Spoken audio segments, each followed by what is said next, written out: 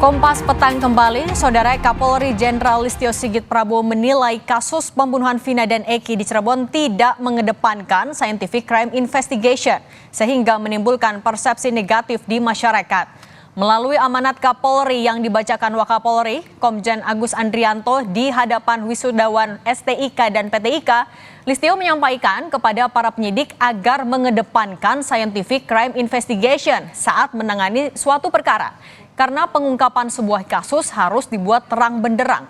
Selain soal scientific crime investigation, Kapolri juga mengingatkan agar penyidik tidak tergesa-gesa menarik kesimpulan.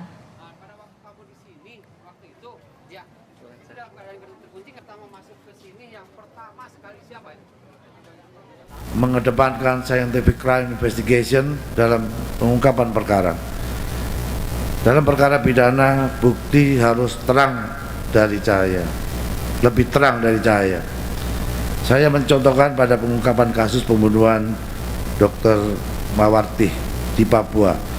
Berdasarkan scientific crime investigation, pelaku berhasil diidentifikasi dengan hasil pengujian sampel DNA pada barang bukti.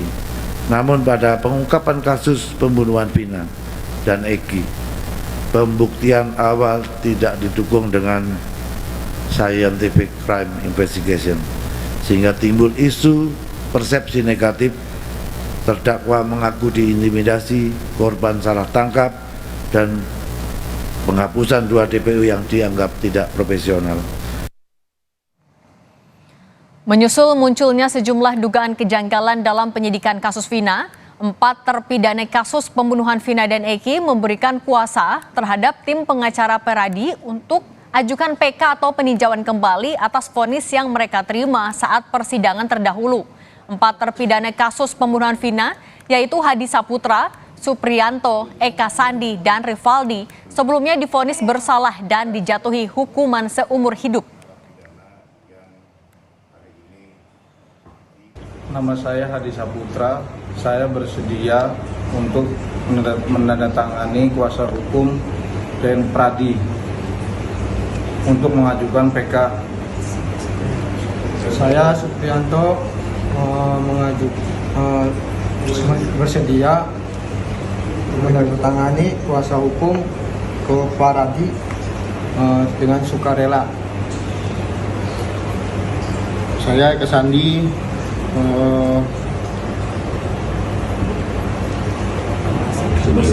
bersedia memberikan kuasa kepada Pradi dengan sukarela dan ikhlas untuk mengajukan PK. Saya Rivaldi, saya dengan sukarela memberikan kuasa saya kepada PN Pradi untuk mengajukan PK. Menko Polhukam Hadi Cahyanto memastikan Kompolnas sudah mendengar dan mendapat hasil gelar perkara dari penyidik di Treskrimum Polda Jabar terkait kasus Vina. Menko Polhukam meminta Kompolnas terus mengawasi proses hukum kasus pembunuhan Vina dan Eki 8 tahun silam dari proses sidang pra-peradilan hingga vonis persidangan. Minta kepada Kompolnas turun ke lapangan, dan kemarin sudah turun. Dan Kompolnas juga sudah mendengar dan menerima gelar perkara, mengharapkan dan meminta supaya Kompolnas terus mengawal, mulai dari gelar sampai dengan ke pra-peradilan dan sampai dengan pengajuan ke pengadilan. Dan saya yakin Kompolnas juga akan serius untuk melakukan fungsinya. Komisi Kepolisian Nasional atau Kompolnas meminta keterangan penyidik Polda Jawa Barat terkait proses penyidikan kasus Vina dengan tersangka Peggy Setiawan. Kompolnas akan mendalami keterangan dari penyidik di Treskrimum Polda Jawa Barat untuk memastikan ada atau tidak kejanggalan dan penyalahgunaan wewenang selama proses penyidikan kasus ini. Kompolnas menegaskan akan mengawal proses hukum kasus pembunuhan Vina dengan tersangka Peggy Setiawan baik di pra-peradilan hingga sidang vonis hakim di pengadilan. Lihat prosedurnya sesuai atau tidak, kemudian teknis pembuktiannya sejauh mana dan sebagainya. Jadi itu semua kami sudah terima dan itu nanti akan digelar di pengadilan. Kami ada tentunya aturan sendiri ya, bahwa menyangkut substansi itu kewenangan bukan pada kami untuk menyampaikan. Kompolnas akan mengawal terus kasus ini sampai dengan sidang pengadilan, bahkan sampai dengan vonis. Pra peradilan kami juga akan mengawal, kami akan hadir. Penyidik tidak asal-asalan untuk menetapkan siapa yang akan menjadi tersangka. Ya dugaannya penyalahgunaan wewenang kalau memang benar diutak-atik. Pengusutan kasus pembunuhan Vina dan Eki 8 tahun silam menuai banyak protes kuasa hukum terpidana, tersangka hingga keluarga korban. Selain mempertanyakan proses kejanggalan penyidikan polisi, kuasa hukum Peggy, tersangka yang diduga menjadi otak pembunuhan Vina dan Eki, menilai ada penyalahgunaan wewenang yang dilakukan polisi dalam pemeriksaan Peggy. Kemarin, tim kuasa hukum Peggy Setiawan melaporkan penyidik Polda Jawa Barat ke Propam Mabes Polri karena diduga ada seorang penyidik yang menghapus postingan milik Peggy yang menguatkan keterangan Peggy. Ya dugaannya penyalahgunaan wewenang kalau memang benar diutak-atik. Kami hanya menduga karena ada proses hukum, ada jalurnya. Kalau kami teriak-teriak saja, maka tidak ada kepastian hukum. Makanya kami adukan ini biar ada kepastian hukum. Ya, jadi ini belum tentu juga ya. Misalnya penyidik ini, makanya kami melaporkan ini biar ada kepastian hukum. Ya, kami hanya menduga karena dasarnya tadi akun Facebooknya postingannya hilang. Kemudian menurut Peggy Setiawan, penyidik meminta password. Di tengah berbagai spekulasi kejanggalan kasus pembunuhan Vina dan Eki, Mabes Polri angkat bicara. Kepala Divisi Humas Polri, Irjen Sandi Nugroho menyebut, hasil kematian Vina dan Eki di Cirebon 2016 lalu berdasarkan hasil visum adalah pembunuhan sadis. Polri mengklaim penetapan Peggy Setiawan sebagai tersangka berdasarkan alat bukti yang cukup. Salah satunya, foto hasil penggeledahan rumah Peggy 8 tahun silam. Kami sempat baca bagaimana hasil visum. Masya Allah. Kami merinding. Ini visum baru atau visum lama? Visum yang lama. Hasil visum lama yang sudah dipaparkan dalam sidang pengadilan juga. Almarhum Ananda Eki dan Ananda Vina itu adalah korban pembunuhan sadis. Ketika penggerebekan di sana, difoto dan ditunjukkan sama pelaku, dan di BAP, di dalam BAP itu menyebutkan bahwa ya ini Pak, ini Peggy Pak. Ini pelakunya. Ini sebagai contoh bahwa penyidik tidak asal-asalan untuk menetapkan siapa yang akan menjadi tersangka. Polisi sudah menyerahkan berkas pemeriksaan tersangka Peggy Setiawan di kasus pembunuhan Vina dan Eki ke Kejaksaan Tinggi Jawa Barat. 6 jaksa penyidik disiapkan untuk memeriksa berkas perkara Peggy. Sementara kemarin, polisi dan kuasa hukum Peggy Setiawan juga sedang mempersiapkan sejumlah bukti untuk sidang pra-peradilan Peggy terkait penetapan statusnya sebagai tersangka pada 24 Juni mendatang. Tim Liputan, Kompas TV.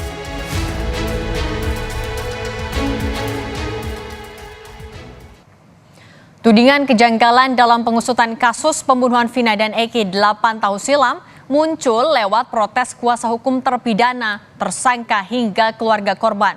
Terbaru, Kompolnas mendatangi Polda Jabar untuk memantau proses penanganan kasus ini. Polisi sejauh ini mengatakan penyidikan sudah berjalan sesuai prosedur.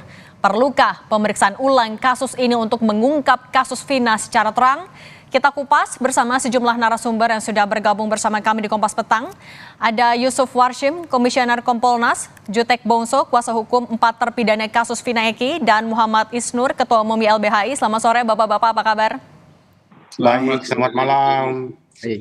Ya, selamat sore. Saya mau ke Pak Jutek dulu.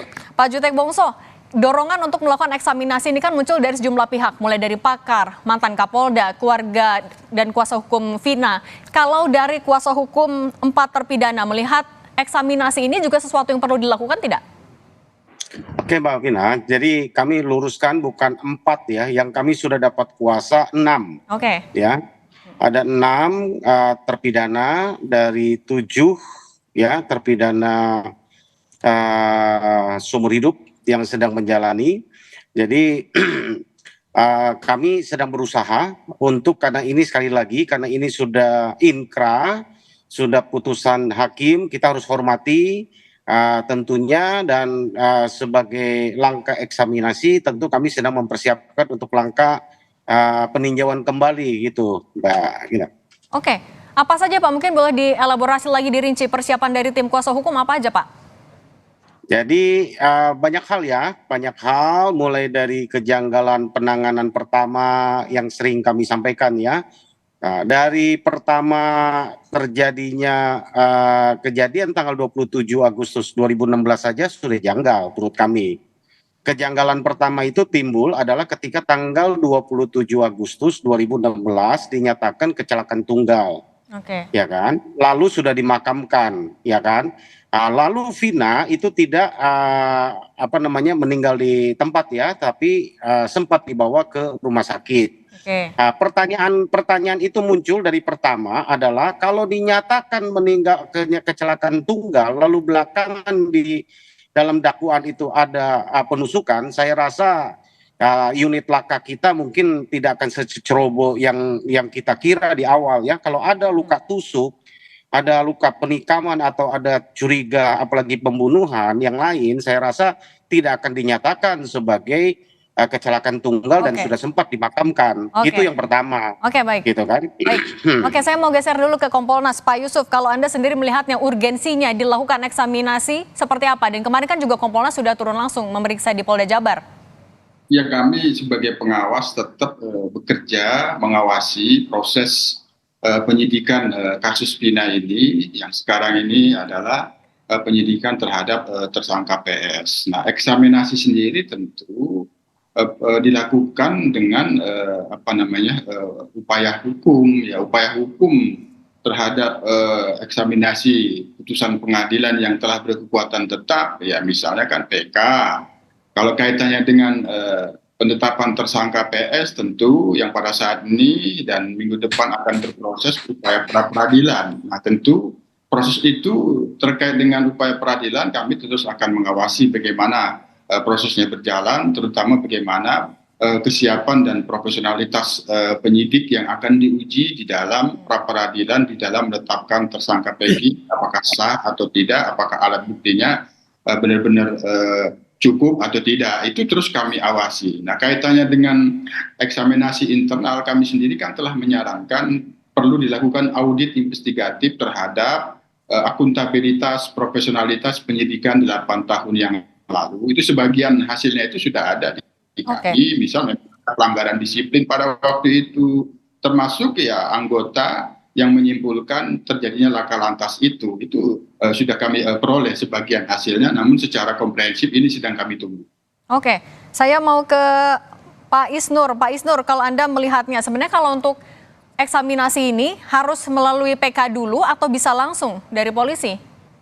Di eksaminasi itu ada banyak pilihan, Mbak. Ada eksaminasi yang berdasarkan aturan internal kelembagaan. Itu di Kejaksaan Agung ada peraturan Jaksa Agungnya.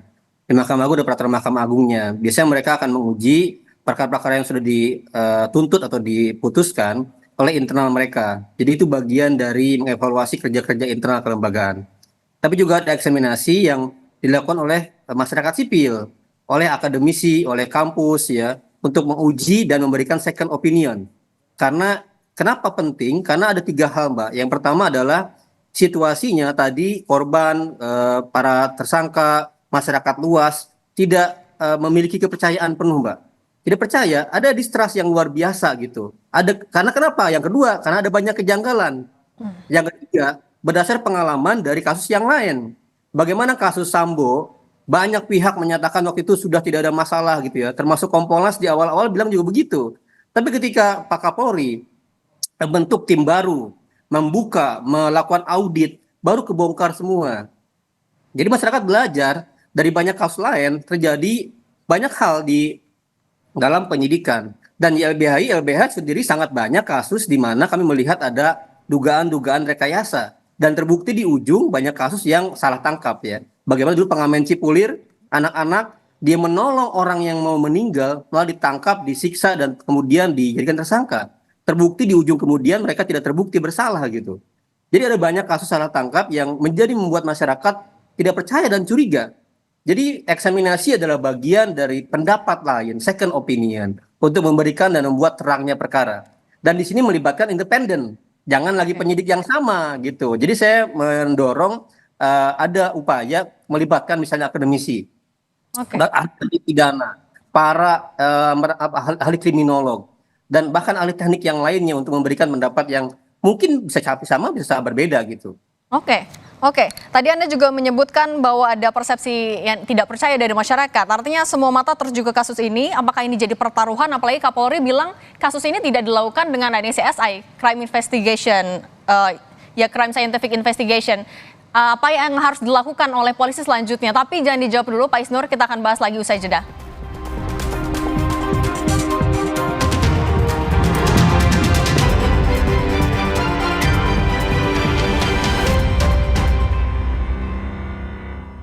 Hitam premium harus jinak nyaman diminum. Ayam, nggak usah takut, kan ada Agoda. Agoda. Bisa liburan murah di banyak hotel.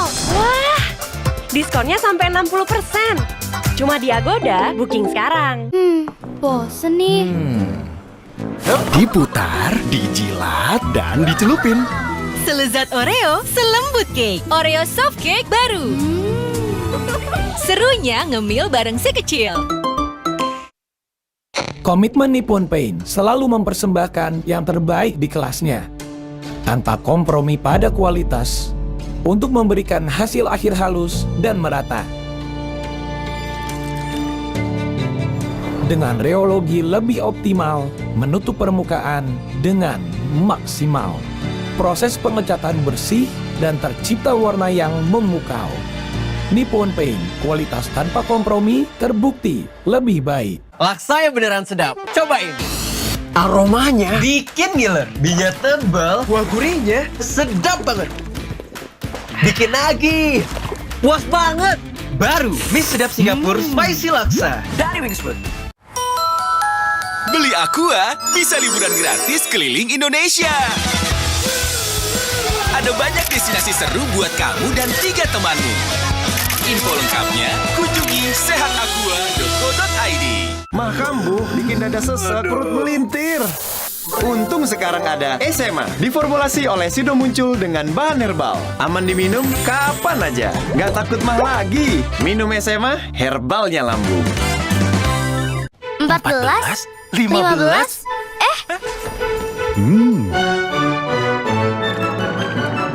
Itu Oreo Pokemon.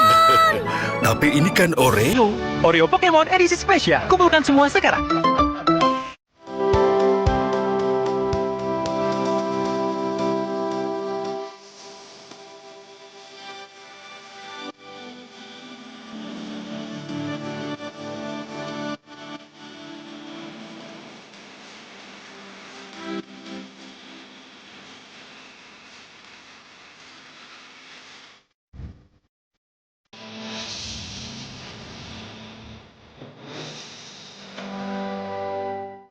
Liburan ke negeri orang memberikan pengalaman tersendiri yang tak terlupakan.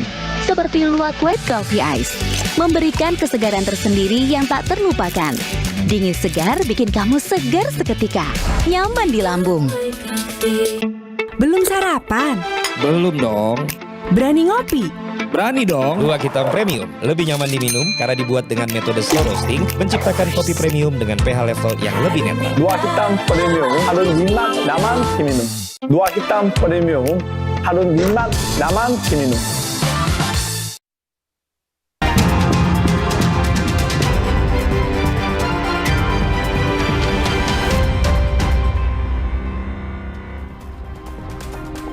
Masih bersama kami Komisioner Kompolnas Yusuf Warsim, kuasa hukum 6 terpidana kasus Vina dan Eki, Jutek Bongso, dan Ketua Umum YLBHI Pak Muhammad Isnur. Saya mau ke Pak Jutek dulu. Pak Jutek, tadi untuk mempersiapkan pengajuan PK yang terdekat yang sudah disiapkan akan dilakukan oleh tim kuasa hukum apa aja Pak? Ya, kami sedang mempersiapkan semua, mengumpulkan bukti-bukti dari awal, tadi yang saya sampaikan dari mulai awal kejadian, kejanggalan-kejanggalan yang terjadi dalam selama proses penyidikan sampai kepada vonis, dan juga sampai hal-hal baru yang sekarang kami temukan.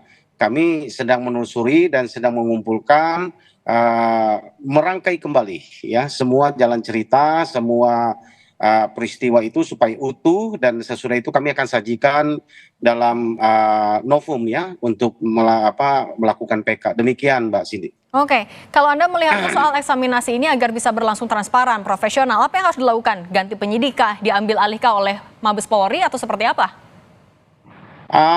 Untuk eksaminasi yang kami sedang lakukan, saya pikir tidak memulai dari awal lagi, oleh karena ini sudah vonis inkra. Kami hanya menghadirkan novum ya, bukti-bukti baru yang kami rasa kekeliruan saat itu yang tidak muncul setelah menjadi fakta atau pertimbangan hakim di dalam putusan, itu tentu kami akan hadirkan. Tentu ini bolanya ada di Mahkamah Agung ya untuk menilai semua bukti yang kami ajukan ini valid atau tidak, apakah menjadi novum apa tidak. Tapi keprihatinan kami berdasarkan apa yang kami telusuri sampai hari ini ya, itu sebabnya kami dari Dewan Pimpinan Nasional Pradi ya sangat yakin dengan apa yang diceritakan oleh para terpidana maupun dengan keluarganya, bukan hanya berdasarkan pengakuan. Kami telusuri BAP-nya, kami telusuri apa-apa yang mereka ceritakan, ya kami menilai, ya kan ini udah pekerjaan kami hari-hari ya, termasuk juga penyidik, ya mari kita sajikan nanti semua itu dalam bentuk novum nanti gitu Mbak Cindy. Oke, saya mau beralih ke Pak Yusuf. Pak Yusuf, kemarin kan dari kuasa hukum juga menyebutkan kalau ada distrust, mereka melaporkan penyidik ke Propam Polri karena ada ketidakpercayaan. Kalau Anda melihatnya untuk menjawab itu, untuk eksaminasi ini, apakah ya tadi haruskah ganti penyidiknya atau haruskah diambil alih oleh Mabes Polri atau gimana Pak? Kami sendiri karena kepastian hukumnya terutama terhadap penetapan tersangka PS ini harus segera diberikan, tentu kami mendorong agar ini segera dituntaskan. Kalau katakanlah ada wacana menghentikan, bagaimana dengan kepastian hukum PS? Penghentian perkara kan didasarkan satu alasan yang berdasarkan hukum, misalnya tidak cukup bukti sehingga dihentikan, kan itu. Tentu proses hukum ini tetap kita awasi, terutama bagaimana profesionalitas dan akuntabilitas penyidik. Nah sekarang kan sudah ada pelimpahan berkas ke jaksa penuntut umum, ini akan kami awasi seberapa mampu penyidik nanti apabila sudah ada hasil penelitian jaksa penuntut umum untuk memenuhi petunjuk-petunjuk jaksa, itu terus kita awasi. Yang kedua, terkait dengan proses upaya hukum yang dilakukan oleh para pihak, termasuk mengeluhkan proses penyidikan itu apabila akan dilaporkan ke Propam atau sudah dilakukan Propam, itu kita bisa pahami, itu bagian dari hak para pihak untuk memastikan bahwa penyidikan penanganan perkara ini benar-benar profesional dan akuntabel. Kami sangat paham bahwa memang Polri, penyidik Polda Jabar pada saat ini dihadapkan satu tantangan ketidakpercayaan publik. Walaupun demikian, tentu kami tetap mendorong semuanya itu harus didasarkan pada bukti-bukti yang terang yang bisa menerangkan bagaimana sebenarnya peristiwanya. Itu yang harus kita dorong dan kita awasi. Oke, nah kalau Pak Isnur, Anda melihatnya, kan Presiden sudah melihat juga kasus ini, Kapolri juga sudah memberikan pernyataan. Kalau Anda melihatnya untuk mengurai benang kusutnya sendiri dalam penyelesaian kasus Vina dan Eki, sebenarnya apa yang harus dilakukan polisi? Ya, Kapolri itu kan janjinya yang terakhir promosi itu kan adalah transparansi berkeadilan, ya kan? Maka ketika mengungkapkan sebuah perkara, orang bertanya kenapa perlu 8 tahun untuk menangkap satu orang lagi. Tadi diceritakan juga banyak sekali kejanggalan ya yang terjadi oleh para terpidana gitu. Jadi ini kan semua pertanyaan dalam selubung ya, yang kita nggak tahu karena bukti-bukti dipegang oleh kepolisian gitu ya. Beruntung ada pengacara, ada lawyer yang membela dan mau menelusuri ulang bukti-bukti itu gitu. Jadi Kapolri pertama ada banyak kasus yang Pak Kapolri pernah alami. Bagi saya dia harus bikin yang memang dimandatkan membuka semua kekurangan dan dicek ulang semua proses penyidikan dengan niatan ya memperbaiki kelembagaan. Jangan sampai kira-kira ada kekeliruan 1-2 penyidikan dianggap sebagai bagian utuh dari kelembagaan gitu. Jadi bagi saya ketika ada duri ya dalam daging, cabut durinya, jangan sampai merusak seluruh daging itu. Jadi cek ulang penyidikannya, semua prosesnya, bila perlu ganti dan kirim dari Mabes gitu ya, dengan semangat memperbaiki, semangat transparansi berkeadilan dari visinya Pak Listio Sigit gitu. Dan kan kita butuh pemulihan, kita butuh trust kembali kepada kepolisian dalam hal ini. Seperti itu ketika Sambo, Pak Listio bikin tim baru, orang memahami bahwa ini adalah upaya pemulihan kelembagaan yang baik dan ketahuan apa yang terjadi sebenarnya gitu. Oke, saya mau ke Pak Yusuf lagi. Pak Yusuf, kemarin kan Kompolnas juga sudah turun langsung memeriksa penyidik, kemudian juga melakukan pengawasan dan lain-lain. Yang ditemukan dari Kompolnas sejauh ini apakah ada kejanggalan juga, Pak? Ya, saya ingin menjawab dan menjelaskan apakah pada saat ini sudah dilakukan pengecekan kembali proses penanganan. Sedang berjalan pengecekan, itulah melalui dibentuknya tim asistensi gabungan Propam, Bareskrim, dan Inspektorat Pengawasan. Kalau itu terkait dengan pelanggaran kode etiknya ada di Propam, kalau itu terkait dengan manajemen penyidikannya itu ada di Inspektorat Pengawasan, kalau itu terkait dengan penyidikannya ada di Bareskrim. Ini bekerja mereka mengecek bagaimana penanganan 8 tahun yang lalu. Hasilnya apa, Pak? Ini sedang berjalan, termasuk kami sudah mendapatkan sebagian, memang ada pelanggaran-pelanggaran disiplin dan itu sudah diberikan sanksi pada waktu itu. Ya salah satunya yang menyimpulkan itu kecelakaan lalu lintas, sehingga korban dimakamkan pada waktu itu. Nah, yang kedua, hasil pemantauan kami langsung kemarin tentu kami melihat bagaimana proses perjalanan penyidikan terhadap tersangka PS ini. Kemarin kami sudah dijelaskan bagaimana barang bukti yang ada di berkas PS itu ya sudah bisa menjelaskan bagaimana peristiwanya, hanya kami tidak bisa memberikan kesimpulan secara material. Tentu ini wilayahnya ada di proses persidangan yang kebetulan ada pra-peradilan nanti, ya tentu ini nanti akan diuji. Oke, baik. Bisa dibilang ini juga jadi pertaruhan bagi Polri untuk membuktikan bisa mengurai benang kusut ini atau tidak. Terima kasih banyak Komisioner Kompolnas Yusuf Warsim, Kuasa Hukum Terpidana Vina Eki, Pak Jutek Bongso, dan Ketua Umum YLBHI Pak Muhammad Isnur. Sehat selalu, selamat sore Bapak-Bapak.